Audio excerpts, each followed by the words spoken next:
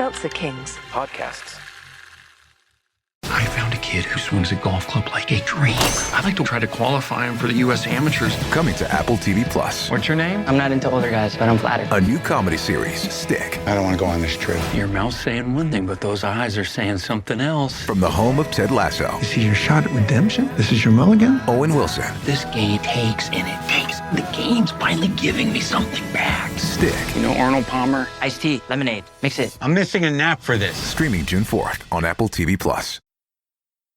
My name is T2756. Would you like to have sex with me now for money? Worst Movies Ever Played is back with 3 new VHS movies for your ears. Sextipede, you're alive again. How I've missed you. Anything can happen in this actual play RPG podcast, and we mean anything. You didn't think you could go to Texas Instruments without murdering someone, did you? Subscribe to Worst Movies Ever Played wherever you get your podcasts. I don't see where you get off making fun of 8-tracks, Gavin. They've got cars in Britain that are smaller than 8-track tapes. Ass. The following podcast contains... What the f*** you do that for? Hey, that was... Don't squeal. What are we? Werewolves, not squirrels. explicit language.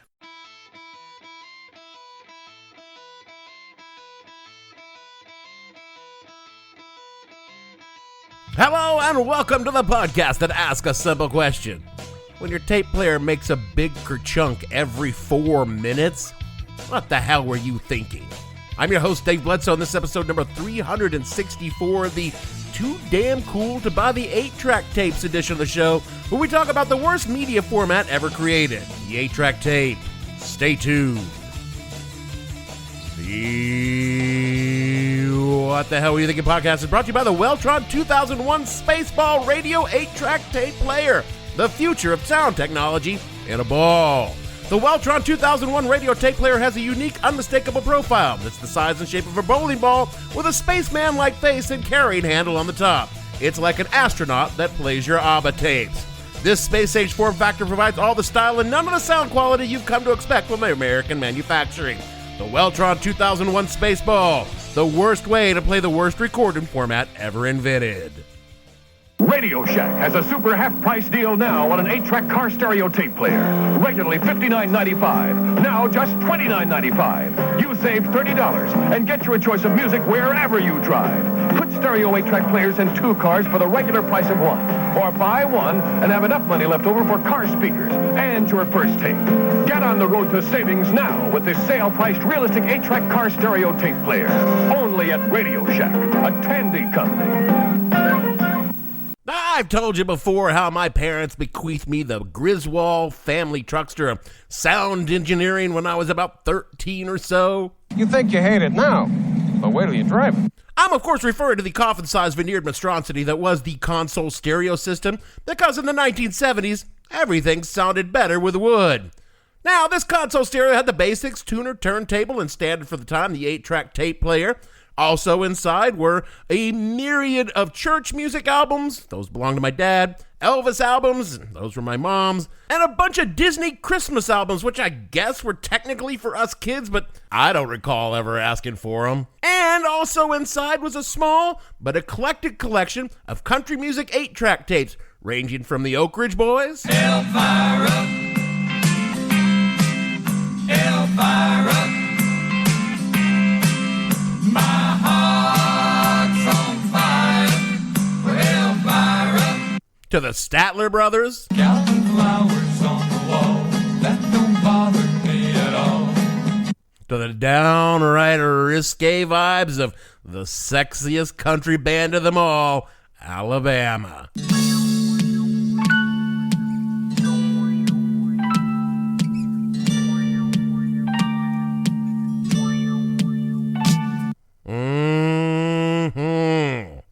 You see, what had happened was my folks had upgraded to a stereo rack system. Not the top-of-the-line Pioneer or a Sony, but instead they rocked down to Electric Avenue, Montgomery Ward, and bought the finest generic sound system a Monkey Ward's credit card could buy. But still, that system was actually a pretty good stereo, close to state-of-the-art for the non-audiophile generic white bread parental units of the time. Tower speakers, AM/FM tuner, amplifier, dual cassette deck, turntable, and those cool-ass equalizers with a lot of slidey things that I used to pretend were transporter controls from Star Trek. Ready to beam up. And this was the purchase that allowed me to become the owner of the old stereo and all the museum pieces therein. You will note that that new stereo lacked one component the old console had, the 8-track tape deck.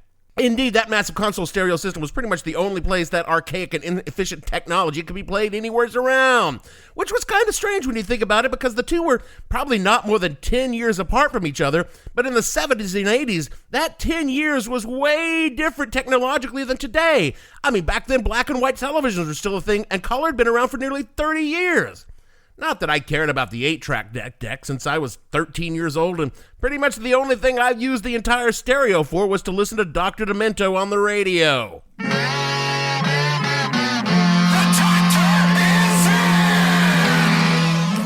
In today's aching nostalgia for analog technology, many things have got their comeback. Of late, I've been repurchasing my teens and one piece of vinyl at a time.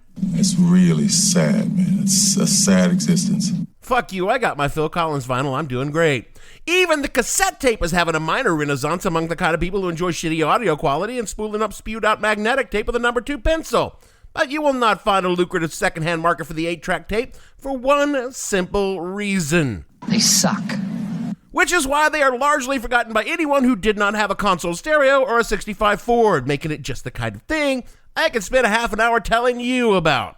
There's no need to thank me. There's no chance of that. The story of the 8-track tape begins as so many other stories do, in a Lear jet. I'm in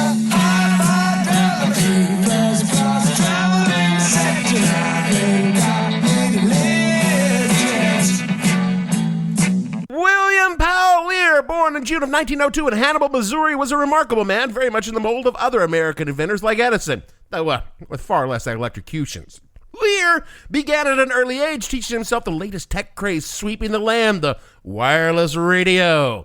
His early career in radio engineering and voracious interest in all things high-tech led to his first invention in 1924, the battery eliminator, a device for converting the voltage from a constant power source like a wall socket for use in a battery-powered device like a radio. If you have ever plugged your wall socket adapter into the battery compartment of, say, your 9-inch vibro-cock dildo that allowed it to run without the batteries, you have Bill Lear to thank for your multiple orgasms. Thank God for you. He would go on to invent other miniaturized components for radios and electronics, laying down the path for microelectronics, including the multifunction mode of your 9-inch vibro-cock dildo. In 1931, Lear bought his first airplane and began to work in avionics for the first time. His work there led to the development of radio direction finders, autopilots, and the first fully automatic aircraft landing systems. He eventually built his own aircraft production company that he later sold to some Swiss dude in 1962. That is when Bill Lear began work on the jet that would come to bear his name and become the synonymous with the sort of conspicuous consumption that made the world such a festering shithole as it is today, the Lear jet. The first Lear jet was sold in 1963. It could carry 8 passengers at 560 miles an hour and cost about $650,000 fully equipped, about $400,000 less than its competitors at the time. And what I hear you asking is, what does this have to do with the 8-track tape? Well, if you have your own private jet that cost almost $6 million in today's money, are you going to be listening to commercial radio? No! And clear air turbulence, that causes your record player to skip. So Bill Lear dreamed of an audio format perfect for his Lear jets. Are you making all this up? Maybe on the motive part, but Lear definitely more or less invented the 8-track, and every Lear jet in their heyday had an 8-track on board. Magnetic tape for recording had been around since the late 1930s, but was limited in use because it required inconveniently large machines to use.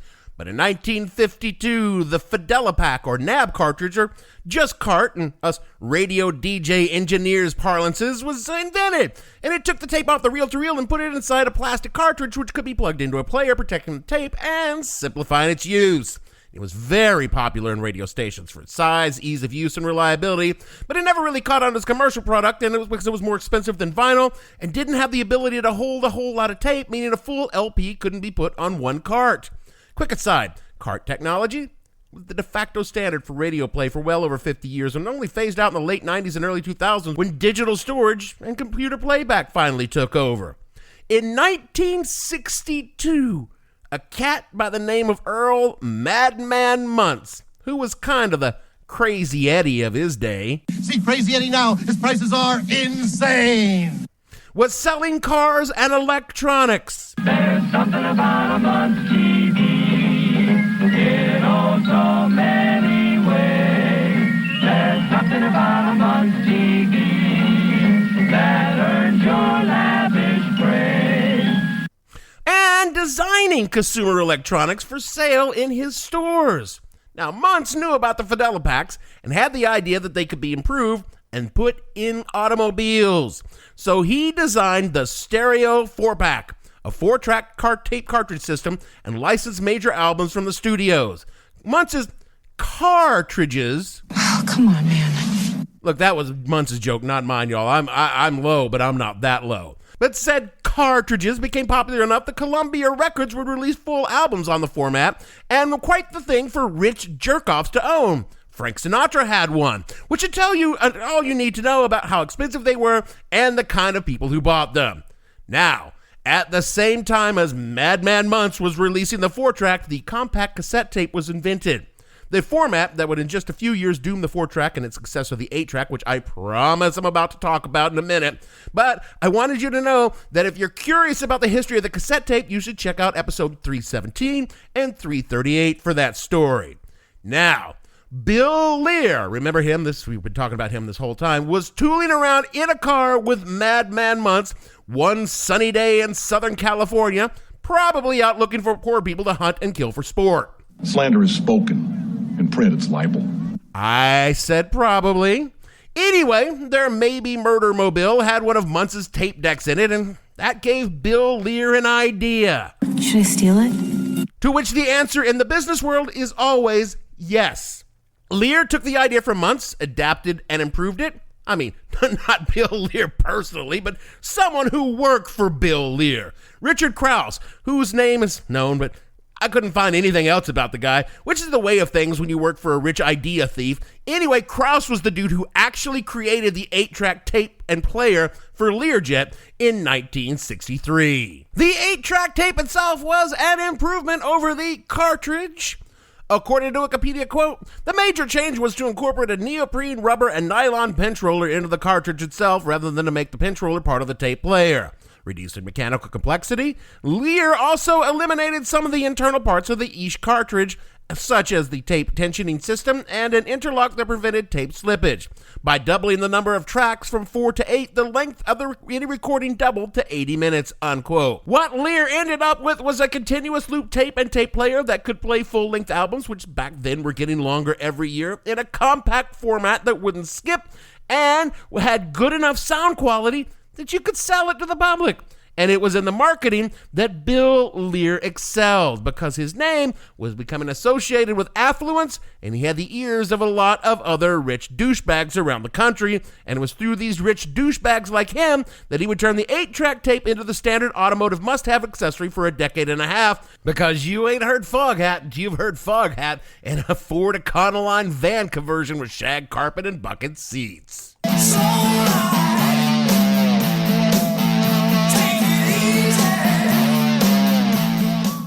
Oh, man, I feel like I'm back in high school making a bong out of any 3 random objects I found on the floorboard of the van. Bill's big idea was to get the automotive manufacturers directly involved, pitching them directly as a factory add-on rather than an aftermarket edition like the 4-track was.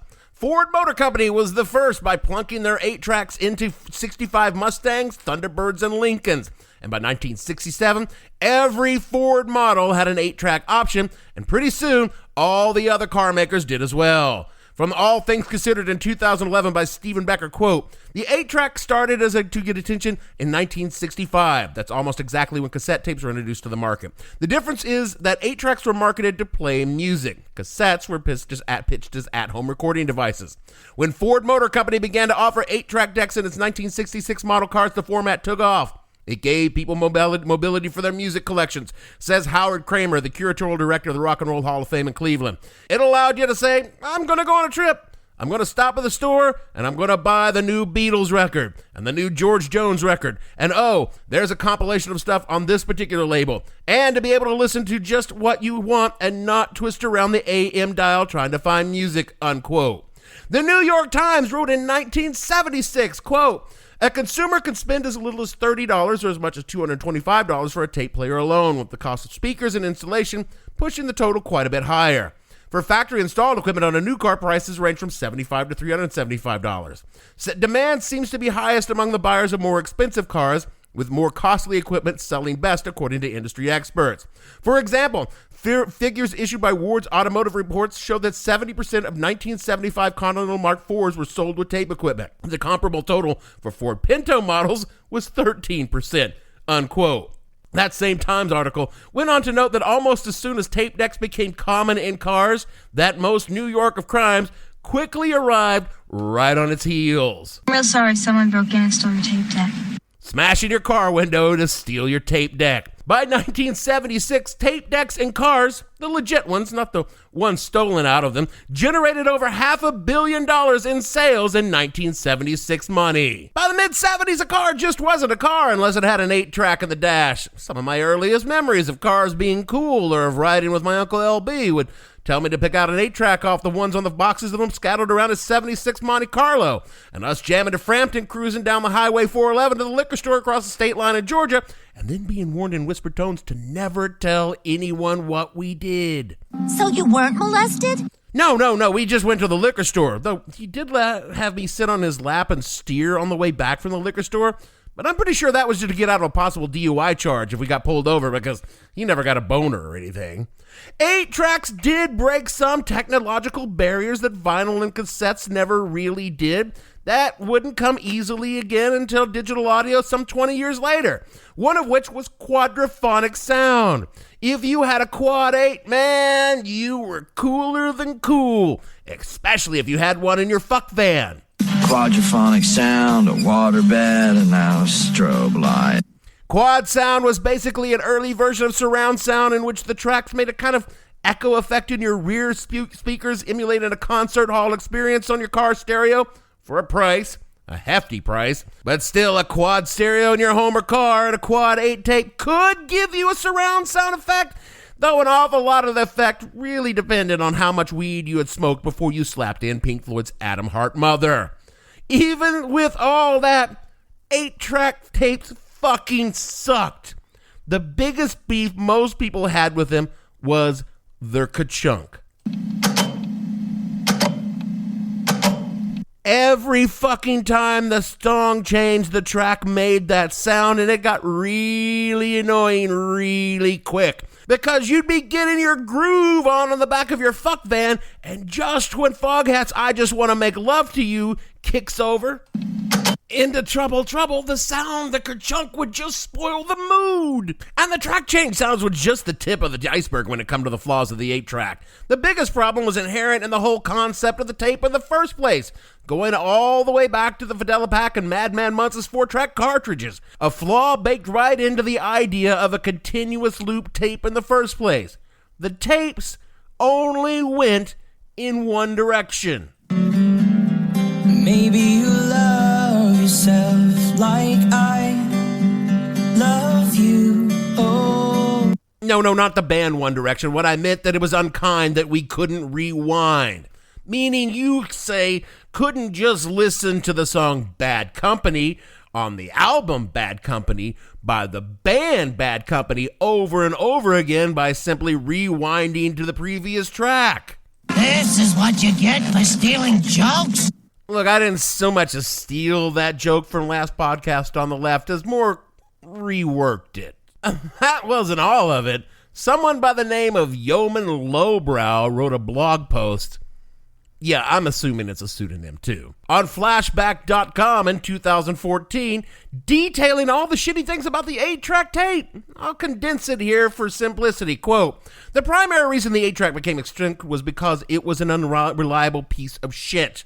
They simply weren't built to last and subsequently earned a reputation as being ticking time bombs. Truth be told, brand new 8-tracks often sounded good, and the tapes themselves were virtually indestructible. They never melted or cracked in the sun. It was the internal components that started to fall to pieces over time. If the manufacturers hadn't opted for cheap constructions, things might have turned out differently.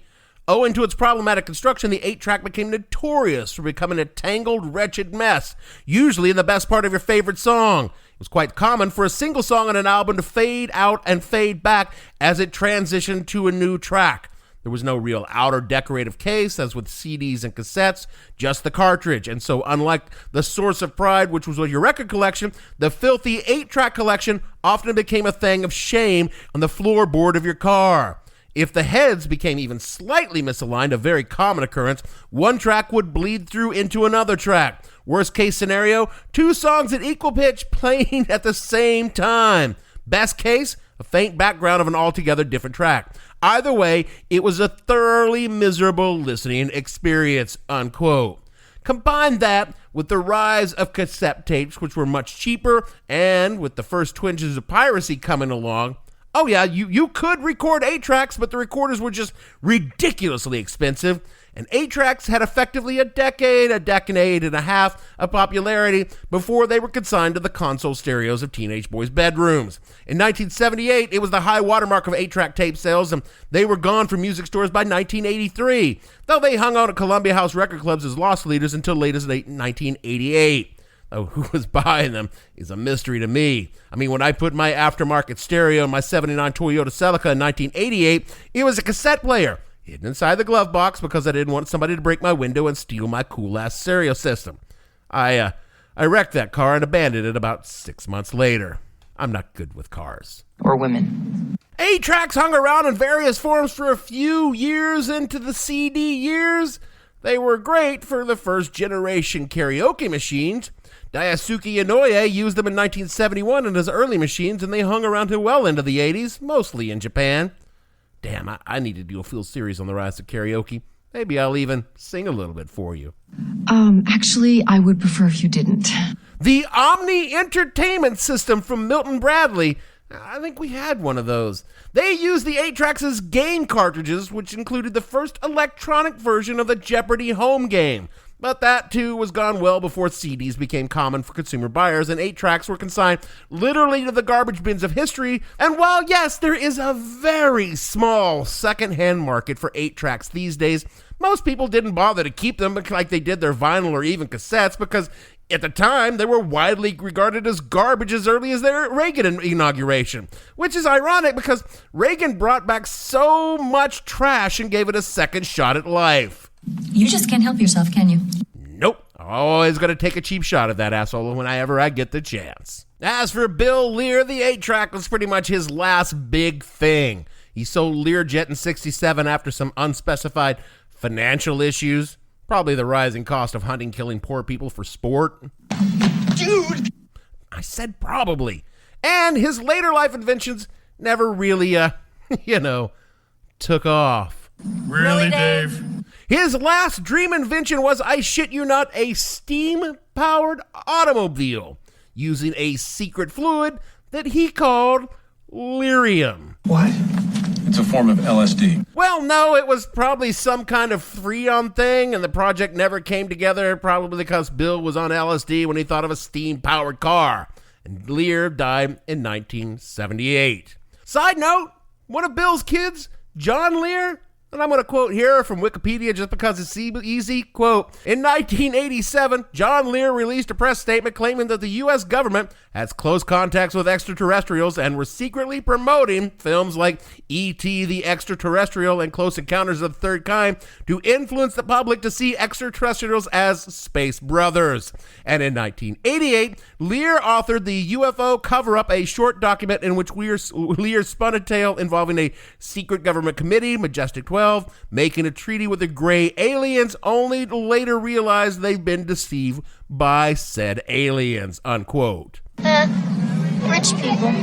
There's no big reveal here at the end. I mean, I could tell you that my parents have presented me with a big box of their old 8-tracks recently, making me rethink the garbage technology like I did with vinyl, but no, That isn't the case. It's just a story about a rich white guy stealing ideas from another rich white guy, making a ton of money from a poor white guy's work that basically rested on the theft of intellectual property from the people of color who were creating the actual thing the American people wanted. You know. His journey, the story of America. It is also a story that not all analog technology is worthy of your nostalgia.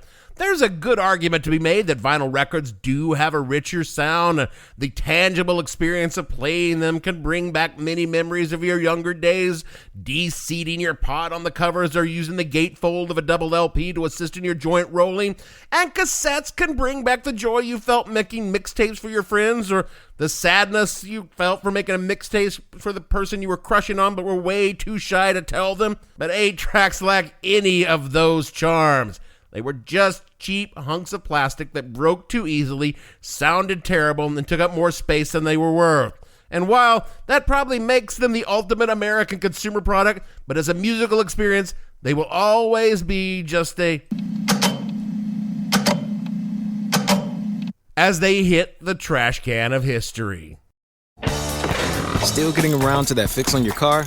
You got this. On eBay, you'll find millions of parts, guaranteed to fit. Doesn't matter if it's a major engine repair or your first time swapping your windshield wipers. eBay has that part you need, ready to click perfectly into place for changes big and small. Loud or quiet, find all the parts you need at prices you'll love. Guaranteed to fit every time. But you already know that. eBay. Things, people, love. Eligible items only. Exclusions apply. Whatever the occasion, effortless elegance is right this way. Because Hilton brings you new ways to stay courtesy of the Nomad London. And it doesn't stop at award-winning dining in a space draped in velvet and illuminated by vintage chandeliers.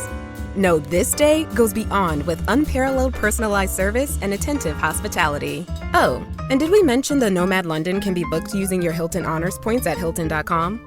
Hilton, for this day. That is it for our show this week. It is good to be back on our goofy shit after the heavy stuff from last week. Thanks, everyone who put up with my rants, and thanks to all the folks for checking out the Dollars Boards. We're still working out the kinks on that show, but it's all good fun. So listen or don't listen. If you don't like fun, it's all good. At least we didn't play any of the songs on 8-track for you. Speaking of disappointing listens, rate and review this show wherever you get your pod so other people can take a listen and feel that same kind of disappointment that people felt when they heard their songs bleed through one another on their 8-tracks. If you want to chip in $1 to help fund my vinyl acquisitions, you can do that on patreon.com/whatthehellpodcast. Now, I want you to do all the things that Jeremy tells you to do right here at the end of the show, or he will report your new address to Columbia House Records, and you know you still owe them for those 8-tracks you bought back in '79. So for me, Dave, food's on the table and the coffee's getting cold, and I haven't eaten since I don't know when. Bledsoe, producer, my 8-track's pumping out a country song, and I'm tearing down the highway again. Gavin, and all the fictional rockabilly fans on the show, we want to say my 8-track's playing all your favorite songs, so come on, honey, and sing along. And we'll see you all next week. What the Hell Were You Thinking stars Dave Bledsoe and features Gavin St. James and several fictional minions. The show is produced by Kimberly Steele and a part of the Seltzer Kings podcast network. You can find more information on the show on their website, whatthehellpodcast.com, or on Twitter at @thehell_podcast, or on Facebook as What the Hell Podcast. Thanks for listening. I have no ending for this, so I take a small bow. Max would like you to bring back 8-track tapes. Seltzer Kings Podcasts.